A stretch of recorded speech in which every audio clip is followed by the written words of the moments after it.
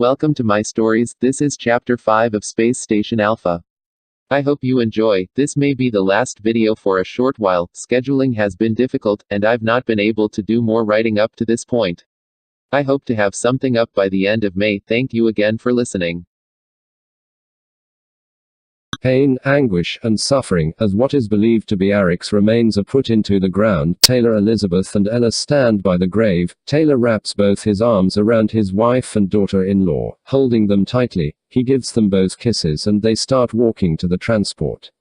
Taylor kneels at the side of his son's grave, his voice graveled with anger. "I will avenge you, my son," he whispers under his breath. For 3 weeks, the world is engulfed in a search for all the remaining members of the groups known as Revelations Knights, ISIS Brigade, and Iron Guard. They are killed on sight. The murderous, vengeful rage of the Emperor won't stop for anyone. This deed must be done. Many in the government do not agree with the actions taken by the Emperor, but the Constitution is on his side. All they can do is plan and what to change the Constitution and limit his authority in this type of situation. It may be no good. The House of Lords is firmly majority Emperor, with only 1 or 2 siding with those who want change. As for the House of Commons, it's 50-50 as best as they can tell. Lord Taylor Dorn is grieving the loss of his son. There was little left of a body, and in Harthill's words, the ground was soaked in the blood of Eric and Dylan. But still the family fights to push on. Ella is beside herself with grief, almost never leaving her room, clutching the last shirt Eric wore before he left her. Elizabeth is almost to the point of collapse, trying to help Ella get through this.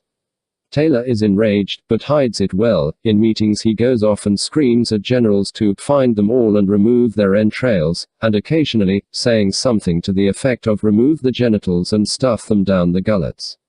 On Lunar Colony, Major Staller has been made governor due to his time with the lunar mission. He has implemented security procedures directed to him by the Emperor, and has detained 5 individuals suspected of being members of the terrorist groups.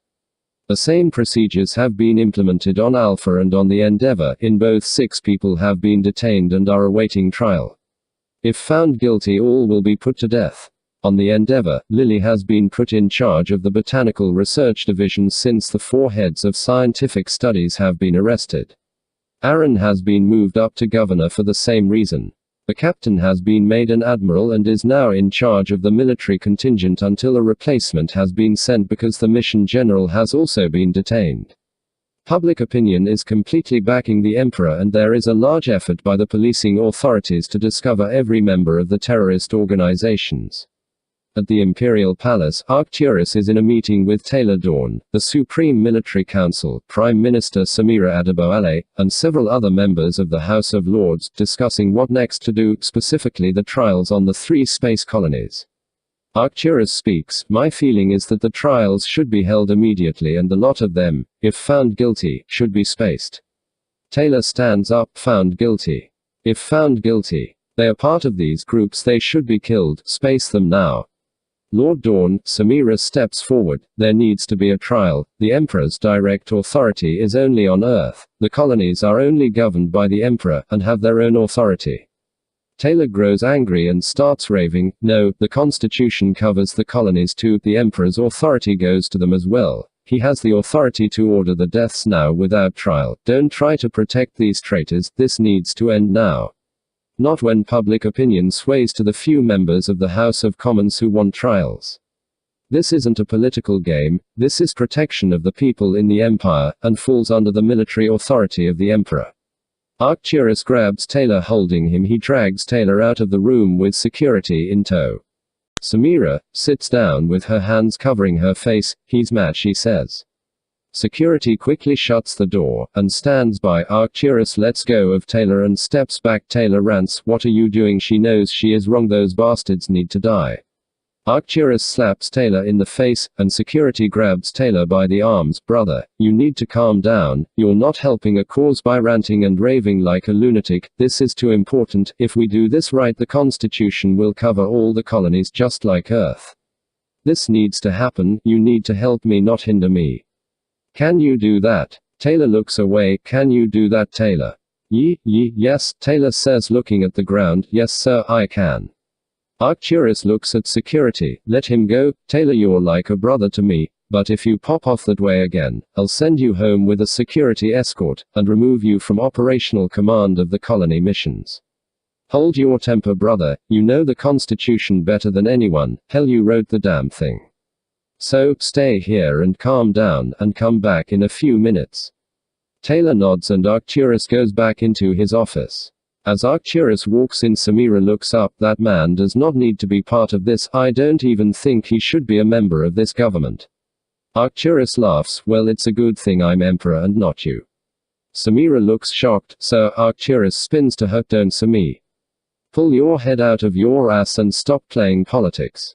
Taylor was right, you're trying to turn public opinion against what is necessary to save them. If you continue in this, I'll remove you from office and charge you with obstruction of justice.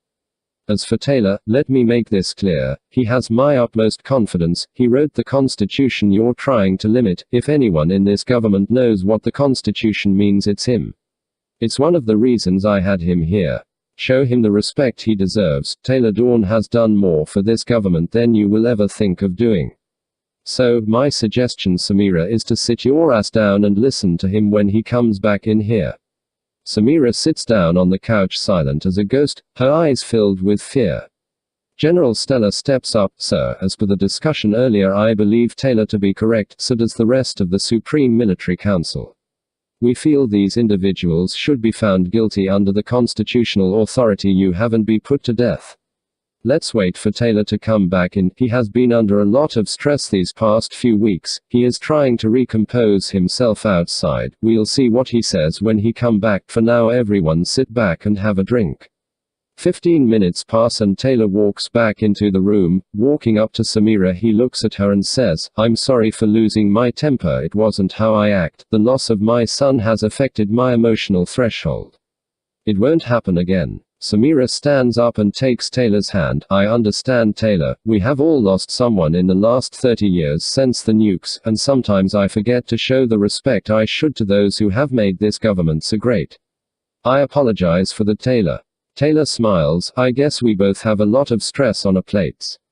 Taylor turns to Arcturus, sir, I am ready to proceed. Arcturus sits at his desk and says, then proceed.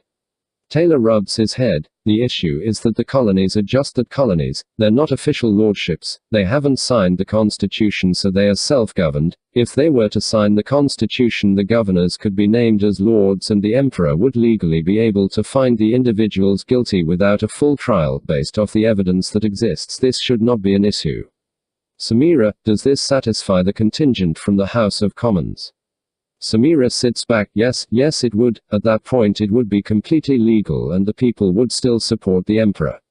Emperor Arcturus Merovingia stands up. So how do we go about this? Taylor speaks. A referendum voted on by the colonies, one each. If agreed to, the governors would then sign the constitution. You, my emperor, would be able to select lords from there. The lords could then institute elections for the House of Commons and they would create their own lordship constitutions. But as soon as the constitution is signed, your authority will be constitutional. Just to make this clear, this was the eventual plan. I was just going to wait until a few more colony ships set up first. Arcturus walks over to Taylor. It's perfect. I'll send a message to the 3 governors to hold the referendums immediately. Samira speaks up. It could take up to a month to hold a proper referendum. Taylor nods. Yes, but that gives us time to gather more evidence as proof of the conspirators' treason. Samira nods. There's our plan then. We gather more evidence, and hold the referendum. The group sits down to discuss how the referendum will work. That evening Taylor arrives at home to Elizabeth, scared. Elizabeth grabs Taylor and drags him up the stairs. Hun, I'm afraid for Ella and the baby. What's wrong? Taylor says with concern. Elizabeth explains that Ella has been even more reclusive and has been talking about not wanting to live. To the point of saying how she could kill herself. Taylor runs up to Ella's room, finding her clutching her wrist. He runs over and grabs her arm. A jagged cut runs the length of her forearm, from the base of the hand to the crook of her elbow. He yanks a cord off the bed and wraps it around her upper arm, tying it as tight as he can, then yells, Elizabeth, call an ambulance. Ella is in what looks like a trance, paying attention to nothing and no one. Taylor yells at her, but all she hears and sees is a blur. 20 minutes the ambulance arrives, they rush her out and take her to the hospital, Taylor and Elizabeth close in tow. Ella's family is called along the way, they had just left the palace before Taylor came home. They rush to the hospital to meet up with Taylor and Elizabeth. Ella is rushed into surgery. 45 minutes later Dr. Levitt steps out talking to the family. He says, "She is fine, she didn't lose a lot of blood, it's a good thing that cord was on her arm, it saved her life, she cut deep. Standard protocol is to have a psychological exam and to strap her into the bed until that occurs. The baby is fine, who is her guardian?" Taylor speaks, "That would be her father, Mr. Knight." The doctor turns to Mr. Knight, "Sir, I'll need you to sign off on the psychological exam. I'll warn you, this order gives the psychologist the authority to commit Mrs. Dorn if found necessary." Mr. Knight looks at Taylor. "What would you do?" Taylor nods. "Sign it, she needs help." 24 hours later Ella has been committed and is under special medical treatment. Taylor and Mr. Knight have agreed that when the baby is born that Taylor and Elizabeth will become the legal guardians of the child. Taylor walks into his office and pours himself a drink of bourbon. He sits down at the desk. For the first time since the war, he is unsure as to what the future holds. A beep comes from the holoscreen. Taylor sees a message from Lily. He opens it and it says one line, "It's a girl." The following day Taylor and Elizabeth spend most of the morning talking to Lily about the baby and what happened to Ella. Lily is visibly startled by Ella's actions, but understands it. She tells Taylor that the referendum will occur in 3 weeks and signs off after getting a call to the science department. Taylor and Elizabeth sit down and discuss what the process will be in getting custody of Arik and Ella's child. Taylor walks into his office and sits at the desk. The message on the screen says, "Referendum a go, 3 weeks to vote, General Stella." Taylor sits back and thinks to himself, this will be interesting. 3 weeks has passed with the governors laying out the details in daily conferences on Alpha Lunar and on the Endeavour. 21 days in which the people of the colonies have debated among themselves the missions and the futures. Aaron, on the Endeavour, is worried that it won't pass. He sits in his office in a meeting with Admiral Gordon, Lily, and the rest of the colonial staff. Aaron speaks, "We have done a lot to inform the future colony of the pros and cons of becoming a lordship, but I'm worried this referendum won't pass. What are you all hearing in your divisions?" Lily speaks, "I've been hearing a lot of debate but no decisions." Admiral Gordon looks up, "Nothing, I've heard nothing from my crew of the military forces." One by one the staff answer the same, "No decisions made." Lily pipes up, "One thing I've heard is that the colonists are wondering why should we vote on the referendum now and not 1 or 2 months after touchdown and set up. They're saying, we aren't even a colony yet." Aaron nods, "That is something we need to address tonight before voting begins." Gordon speaks up, "It sounds like, to me, that the military under me feel there should be trials, and by voting for lordship, they know trials are taken away from them, from you." Lily speaks, "Basically, hun, they are saying, why the rush?" After an hour passes of debate the group leaves the office and Aaron prepares what could be his final speech as governor. An hour passes and in the briefing room, the cameras and system are set up. The hour comes, the final speech, on Lunar and Alpha. The governors finish making their arguments for lordship. Aaron steps up to the podium and speaks, "Ladies and gentlemen, members of the press corps and military, I am here at this final moment to explain the purpose of lordship and the result of an affirmative vote. Yes, first and foremost, you all know that when lordship is passed the emperor will most likely order the deaths of the suspected traitors. This is based on the evidence that already has been released. Second, I would be granted lordship of the Mars lordship. Shortly after I would start the process of forming a full government for Mars. Other than these changes the mission won't change, the admiral will still be in charge of ship operations, and everything will continue as before. The question you must ask yourself tonight is whether or not you believe the suspects to be traitors. I was part of the investigation of the suspects. It was followed to the letter of the law. The evidence is true and unyielding. These suspects are traitors. All this referendum changes is who the judge is. These traitors were plotting to destroy this ship at the next satellite drop. This has been admitted by the former governor. We all had a mark on our heads. I'm telling you this because I want you to have all the information. Over the past week we have given you the full measure of information, for and against the referendum. We have been painfully honest with you, and we hoped you have listened to us. In the end, this is your choice. Voting begins in 1 hour. I hope you make the choice that backs the future of the colony, and the safety of you all. Thank you, and Godspeed. Aaron steps away from the podium and leaves the room. The cameras turn off and the sound is turned off. Over the next hour there is silence in the ship. No one speaks. Everyone is thinking of the speech and the vote. Voting begins. Over the course of the next 2 hours, people stream through the domes, dropping their slips into one of 2 boxes, one yes, one no. As they do, the votes are counted. Aaron, Lily and Gordon sit in the governor's office, awaiting the final tally. 1 hour after voting, the final tally come in. Aaron reads it to himself. He turns to Lily and Gordon. He says the vote is 790,400 to 197,600 for approval of the referendum. That is 80% for and 20% against. Aaron smiles. It passed. Admiral Gordon jumps up. I'll tell General Stella. Aaron walks over. I'll inform Lord Dorn. He will want to tell the Emperor himself. 15 minutes pass. Aaron and Lily are in front of the communications screen talking to Taylor. Taylor speaks. We've gotten reports from Alpha and Luna. The results are the same. All 3 colonies have voted for lordship. The Emperor has already ordered the executions for Alpha and Luna. He will probably contact you within the hour to do the same. The order will be carried out at noon tomorrow. Over the next 15 hours the colonies are in suspense, not sure what they did was the right thing. But it is too late. At noon the traitors are placed into cargo bays and the doors are opened. All the traitors, 1/4 of Endeavour, 1/4 of Luna, and 1/8 of Alpha, are sucked out into the airless void outside. It is the largest mass death sentence carried out since the war ended. Emperor Merovingia appears on every viewer in the Empire. He speaks. Ladies and gentlemen of the Empire, what has been done today has been done to save every one of you from the evil that these traitors have plotted and implemented in the past 4.5 months. Trials were held. I was the judge. The Constitution gives me that authority. When there is an enemy of the Empire that cannot be defeated by the legal standards listed in the Constitution. As of this moment I am rescinding my power under Article 43 subsection 7, and am returning the government to its original system of governing. We have elections to hold, we have 3 new lordships, we have a government to renew. Let's pull together and work towards the future. Thank you.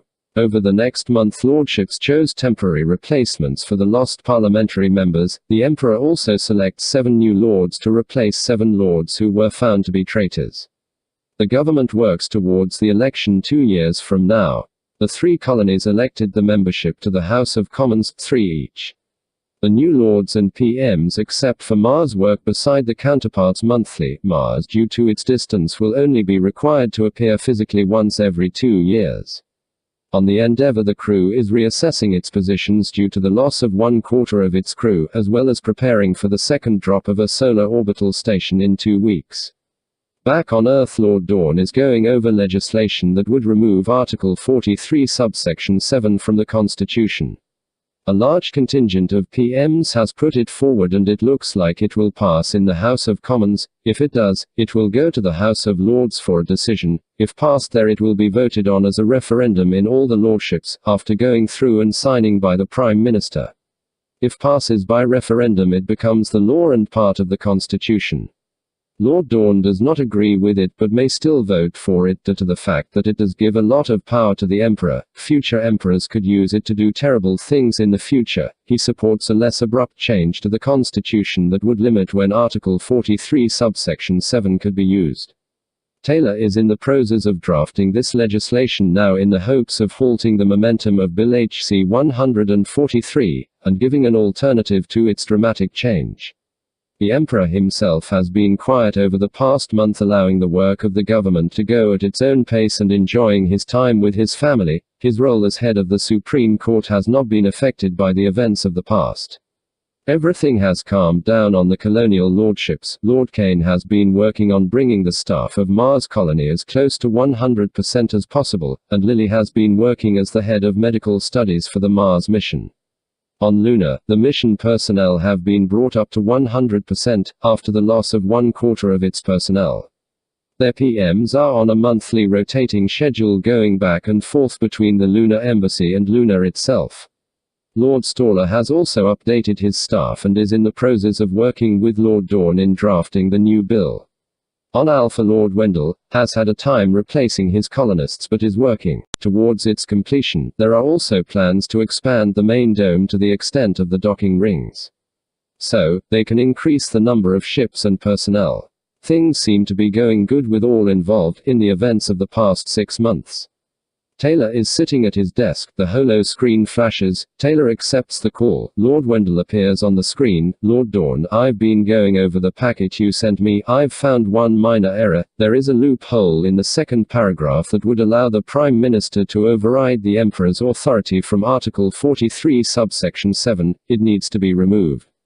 Taylor speaks. No, this needs to stay in. There needs to be a check on the Emperor's power in this situation. Let's add, in agreement with the Supreme Military Council, so that it's not just the Prime Minister's decision.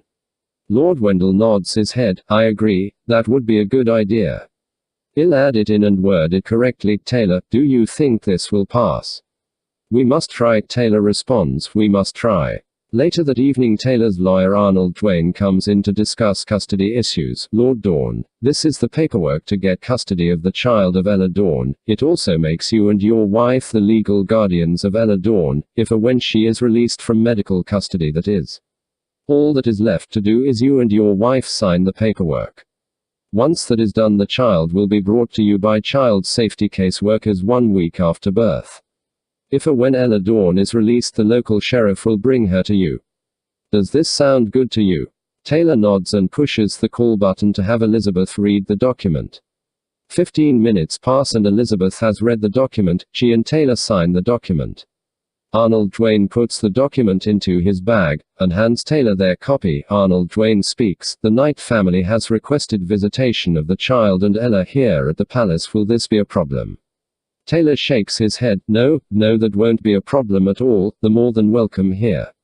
As Arnold Dwayne leaves to post the document with the court, Taylor turns to Elizabeth and asks her to go ahead and start readying the baby's room. She agrees and leaves the room. Taylor sits at his desk and contacts the Emperor. The screen comes alive and the image of the Emperor appears in front of Taylor. Merovingia speaks. What can I do for you, Taylor? Taylor informs the Emperor of Bill HC 143 and the effect it would have on imperial authority. He also informs the Emperor of the bill he and Lord Wendell are putting forward in the House of Lords, and how it will affect the authority of the Emperor. Taylor says, if we don't alter the Constitution, this bill could cause a breach between the House of Commons and the House of Lords. There would be a wedge that could be used to end the imperial ship forever in the minds of the people. In other words, the contingent that fought against your authority could use this to enhance the position and grow the contingent to the point that there could be a removal of the Emperor position itself. I'll need you to support my bill when it comes out. The House of Lords won't pass Bill HC 143, but they may pass Bill HL 134 if the Emperor supports it. Merovingia nods. You will have my support, Taylor. This does need to be done. None of us can predict what future emperors will do. We must limit their authority now, while we have the opportunity. 1 week passes and Bill HC 143 fails in committee, never making it to the floor for a vote. HL 134 has gone into committee and after a week of debate passes out of committee. HL 134 is up for vote in the House of Lords in 3 days and a deal has been struck between the Prime Minister and Lord Dorn. She will support HL 134 with no changes and work to get it passed. Lord Dorn will support another bill, HC 147, which will change the tax policy allowing for taxation of colonial lordships. In a meeting with Lord Wendell and Prime Minister Samira Adibo, Taylor goes over what will happen in the next 3 days. Wendell speaks. Lord Dorn, with the passing of HL 134 from committee, we should focus on the Lords themselves. We have several meetings in place with outliers who may vote against the bill, and Emperor Merovingia is also going to speak to several lords to try to get this passed. Prime Minister Adebo Ale breaks in. I'm also working on the contingent to point out this is the best bet we have at limiting the Emperor's power. Add to that, I've reminded them you are the man who wrote the Constitution and are the best candidate to write a new amendment to it. Taylor nods. We have a lot of work ahead of us. Let's get started. Over the next 3 days, all involved go from lord to discuss the bill. Meeting after meeting, lords express the dislike of the bill due to the removal of authority from the Emperor. but most pledge their support with the understanding that the Emperor himself supports the bill. After 3 days of meetings and deal-making, the day of the vote arrives. Taylor races to the floor of the House of Lords to vote on H.L. 134 as the results come in. Bill H.L. 134 passes 92 to 17. A sigh of relief comes over Taylor. Bill H.L. 134 now goes to the House of Commons for vote. Back on the Endeavour, Aaron is in the middle of setting up his governing council, 3 MPs, 1 admiral, 1 general, and the new head of Imperial Security. This group will govern the new lordship on Mars. As he looks over the applicants for general and security chief, the new MPs walk in. Lord Kane, I'm James Colby, MP for Region 1. These are my fellow MPs Jacob Stein and Gary Laurel. You requested our presence after the election had completed, so we all decided to come at once. Aaron stands up and shakes each member's hand, saying, "Welcome, sit. Would you all like a drink?" Well, gentlemen, here is the things that need to be done before we land on Mars. First, the new constitution must be written and agreed to by all the governing council. Second, I must select a new security chief and a general to comprise the 2-member military representatives. An examination of security and military forces must be done to determine the need for replenishment. Plus a litany of other legal and technical avenues that remain part of the lordship process. I'm currently looking at the candidates for General and Security Chief. I would like you all to start on the legal and technical issues that exist. We can't work on the Constitution until the General and Chief are selected. Law requires the presence. Any questions? Colby speaks. Yes, sir. What are these legal and technical issues? Aaron smiles. I didn't know either, so I called Lord Dorn. He sent me a list of the issues and I have it on a tablet on my desk. Anything else? No? Good. Everyone get to work. We have a lot to do. Later that evening, Colonel Zealot, come to my office. Aaron bellows over the ship-wide intercom. 5 minutes later, at Aaron's office, the door buzzer rings. Aaron answers. Come. Colonel Jack Zealot enters the room. Sir, you called for me. Yes, Colonel, I have been looking over your record and personal history. I'm looking to offer you the rank of general, but I have some questions about your recent decision to support the former general even though the evidence showed him guilty. Zealot looks at Aaron and without skipping a beat says, My lord, he was my general. I served with him in the war. I believed him, and I was wrong. I support the Emperor, always have, always will. It was a matter of loyalty, and I am loyal to the Emperor. Aaron studies Zealot's face and body language for a few seconds. Well, Aaron smiles. And honest man, Zealot'll be sending my recommendation to the Supreme Military Council that you should be given the rank of 2nd degree general. Once approved, I will offer you the job of military attaché to the lordship. Is this acceptable to you? Zealot smiles. Thank you, sir. Aaron smiles. Don't thank me yet, it's not an easy job. A few weeks later, Taylor is back in his office looking over the finalized reports of the bombing incident that killed Eric and Dylan. As he examines the reports, he realizes there isn't enough material to make 1 body, let alone 2. This doesn't make sense to a man who survived the Unification War, a man who saw many bodies after explosions. He gets on the comm and contacts Major Rickard. Rickard answers, My lord, what can I do for you? Taylor smiles sheepishly. This may be wishful thinking of an old man, but I want you to reinvestigate the bombing of my son. There just doesn't seem to be enough material left over. No IED I know of could do that. My lord, Rickard says, if this request was coming from anyone else I would consider it to be wishful thinking, but coming from you. Well, sir, I've found that your intuition seems to be better than most. I'll look into it and give it top priority. Thank you, Jason. Taylor sits back in his chair. You've become a loyal friend. Rickard salutes and says, Let me get on it, sir. I'll contact you with my findings. The holo screen goes blank and Taylor returns to other documents, putting the reports to the side. An hour later, Major Rickard arrives at the location of the bombing. There are still 3 piles of parts and shrapnel placed to the side where the crews move what was left of the transports. The crew was ordered to not clean the area so a live stream of the location could be shown to the court. As Rickard examines the area, he realizes Taylor may be right. There was not sufficient body material to make up for the bodies found, as well as the fact that 3 security officers in the lead vehicle survived the explosion in the vehicle. Rickard gets on his holophone and calls the investigator in charge. Investigator, Richard says, I'm investigating the bomb site of Arik Dorn on the request of Lord Taylor Dorn. There were some discrepancies he wanted cleared up, issues that only an experienced military officer would notice, like the amount of body material left over. The investigator pipes up, yes Major, I had issues with that fact myself, but I was assured by my team that all of it was collected. Rickard speaks questioningly, the survivors were any unidentified. The investigator speaks, there were 2 men we could not identify, one due to coma, the other due to injuries and medical coma. Both men were taken to St. Catherine's Hospital a mile away. The medical numbers are, let me see here, 12629, 11B and 12630, 12A. Major Rickard speaks, thank you sir, I'll go check on them. An hour later Rickard arrives at the hospital and speaks to the hospital administrator, I'm looking for 2 men brought here as victims of the terrorist bombings a mile away. These are their medical numbers. Rickard hands a piece of paper to the administrator. After reading the numbers the administrator says, yes, I know of these 2 men.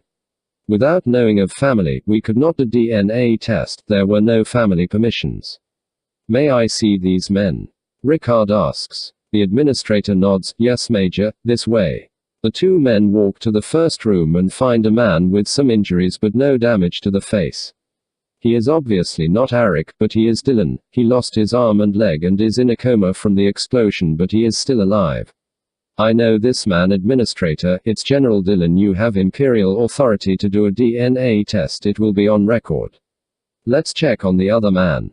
The pair move to the second room where they find a man about Arik's age, height, and mass. His face is partially burned and he has lost his arm and leg as well. The administrator pipes up, he was so badly injured we had to put him in a coma. Richard examines the man and finds a tattoo of a double-headed eagle on his upper arm. He recognizes the tattoo as the crest of House Dorn.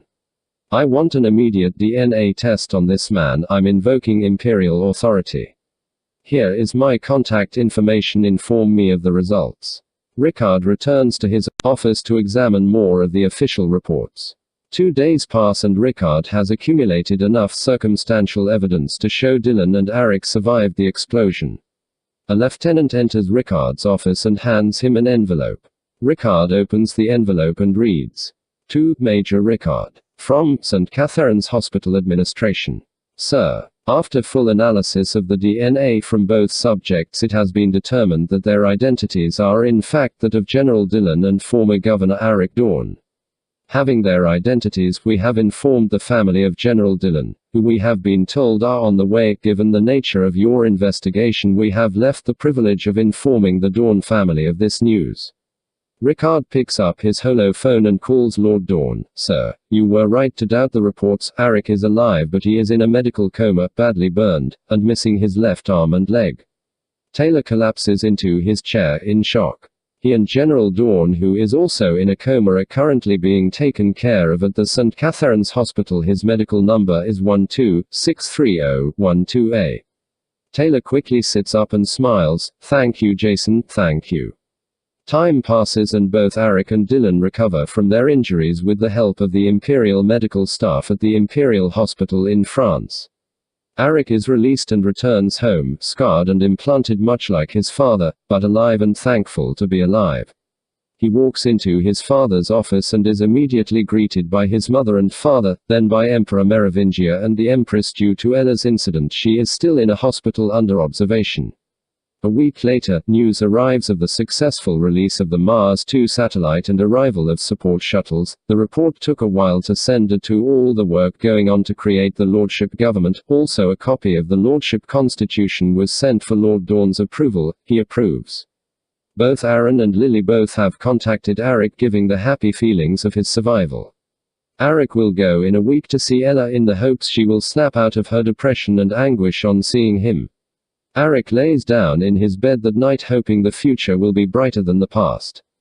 Weeks pass and Ella's condition improves. It's slow going and she still has some bouts of depression, but with each day they get better and better. Finally, the doctors feel she is well enough to return home with a nurse's supervision and periodic visits from her doctor. As she arrives at the North American Lordship Palace, Arik stands at the door with open arms, hugging her for the first time since they parted before the bombing that almost killed them both. Ella runs to Arik, wrapping her arms around him with all her might, intent on never again letting go. Thank you again for listening. If you enjoyed the video, please leave a like and a comment. Also, any and all criticisms are welcome. I would like to revisit all the videos at some point, and your input could lead me to some epiphanies. Thank you. Don't forget to subscribe and hit the bell for updates. Goodbye for now.